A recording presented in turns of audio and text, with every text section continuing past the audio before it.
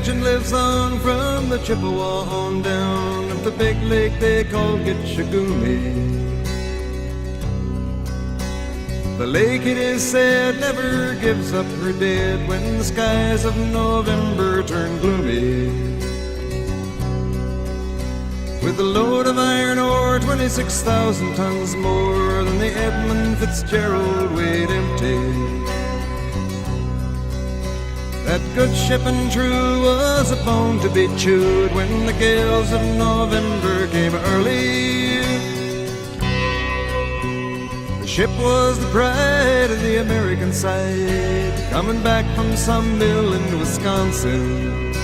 As the big freighters go, it was bigger than most, with a crew and good captain well seasoned, concluding some terms with a couple of steel firms when they left fully loaded for Cleveland.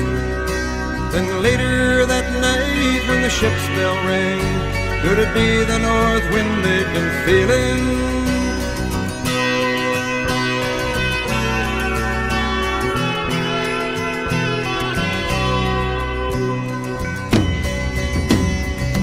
And the wires made a tattletale sound, and the wave broke over the railing.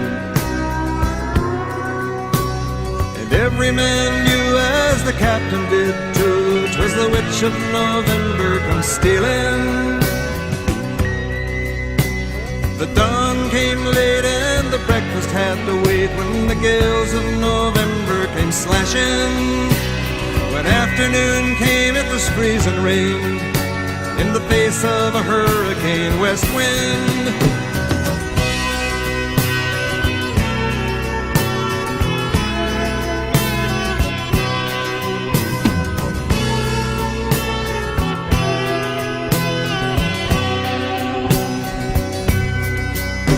When supper time came, the old cook came on deck saying, "Fellas, it's too rough to feed you." 7 p.m. a main hatchway caved in. He said, "Fellas, it's been good to know ya."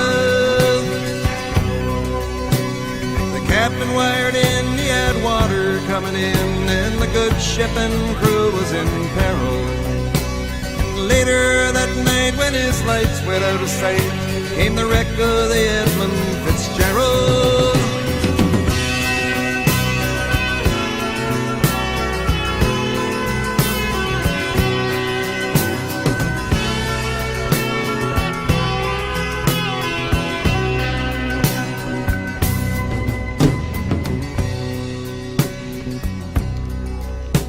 Does anyone know where the love of God goes when the waves turn the minutes to hours?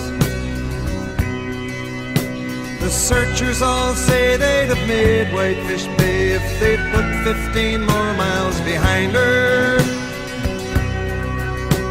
They might have split up or they might have capsized. They may have broke deep and took water. All that remains is the faces and the names of the wives and the sons and the daughters.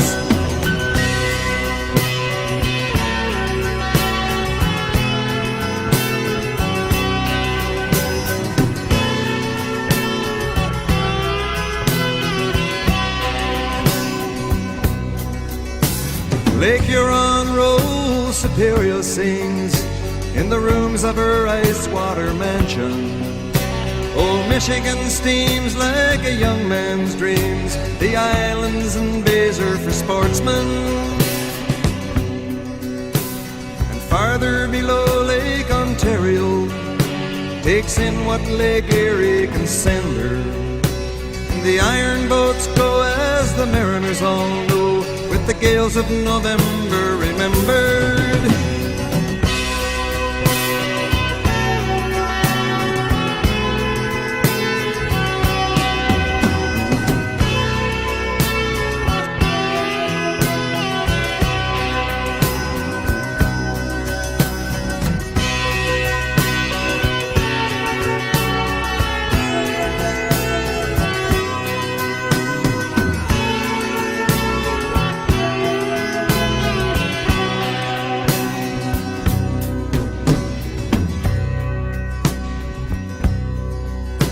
In a musty old hall in Detroit they prayed in the Maritime Sailors Cathedral.